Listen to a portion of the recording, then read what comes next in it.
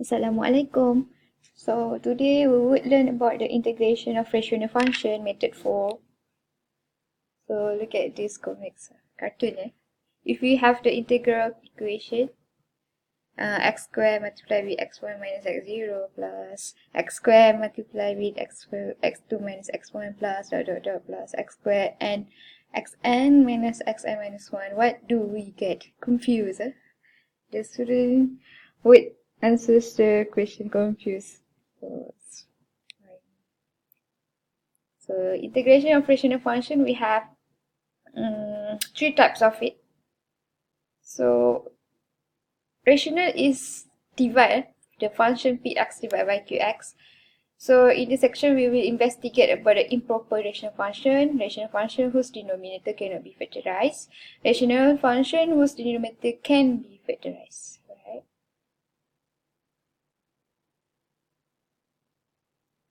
So improper rational function. When you have the function px over qx is an improper rational function if the degree of the numerator is larger than or equal to the degree of denominator. So this is numerator, this is denominator.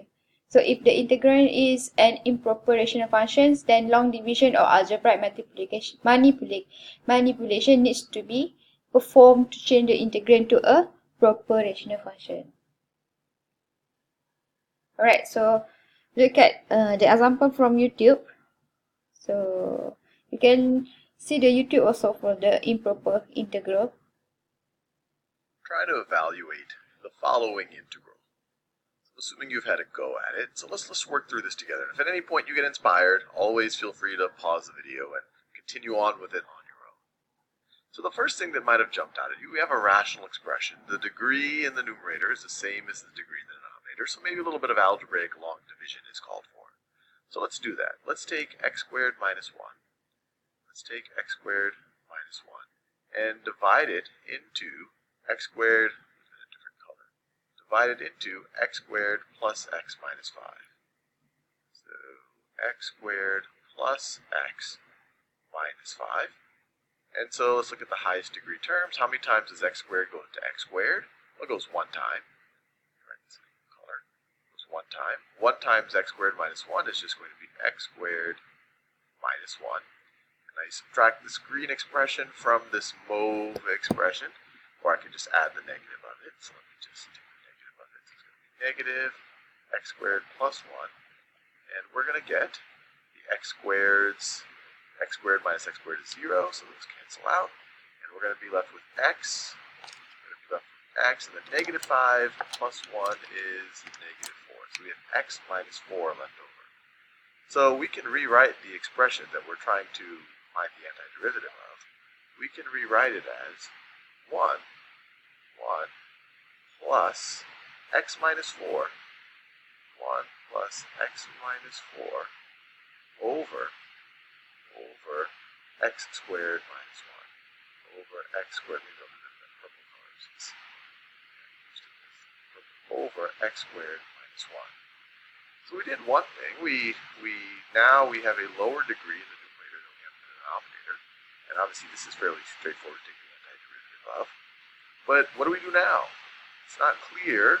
If we look at x squared minus 1, its derivative would be 2x, which is the same degree as this, but it's not x minus 4, so it doesn't look like substitution is going to help us with this. So what can we do now?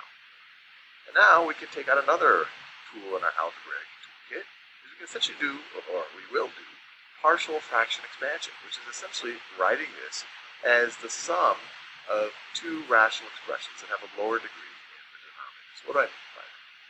So this term right over here, x minus 4 over x squared minus 1, we can rewrite that as x minus 4 over, instead of x squared minus 1, we can factor this. This is x plus 1 times x minus 1. Let's write that. This is x plus 1 times x minus 1. When we think about partial fraction expansion, we say, okay, well, can we write this as the sum of something, let's call that a, over x plus 1 over x plus 1, plus something else, let's call that b, plus b over x minus 1. Can we do that? And to attempt to do that, if we had to just add these two things, what would we get? Well, we would find a common denominator, which would be x plus 1 times x minus 1. And so you would have, and if any of this looks unfamiliar, I encourage you to review the videos on partial fraction expansion, because that's exactly what we're doing right over here. But this would be equal to, if you were to add the two, your common denominator would be the product. So it would be x plus 1, x plus 1 times x minus 1, x minus 1. And then, so the first term, I would multiply the numerator and the denominator times x minus 1. So a times x minus 1. A times x minus 1 plus b, the second term, I'll multiply the numerator and denominator times x plus 1. Times x plus 1. And so what do we get? This is going to be equal to, ax, maybe I'll do this all in one color. This is going to be equal to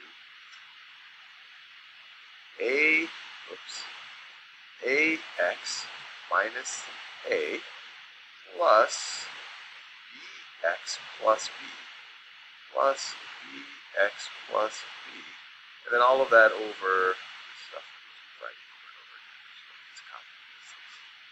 So copy and paste. Set over and over again. We have that over that.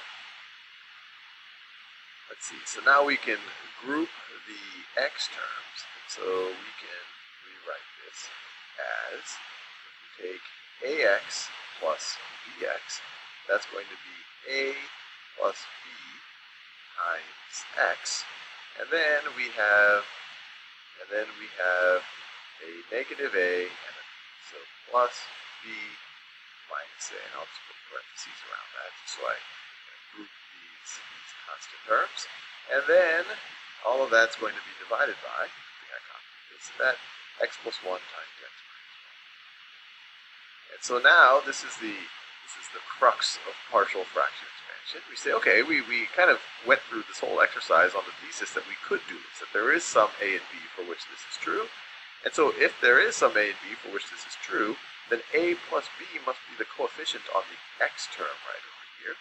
So a plus b must be equal to 1, must be equal to this coefficient, and b minus a must be equal to the constant, must be equal to negative 4. Or if they are, then we will have found an a and a b, so let's do that. So I'll do it up here since I have to put it real estate. So a plus b is going to be equal to 1, and b minus a, or I can write that as negative a plus b, is equal to negative 4. See, we could add the left-hand sides and add the right-hand sides, and then we would, the a's would disappear. We would get 2b is equal to negative 3, or b is equal to negative 3 halves. And then a is, we know that a is equal to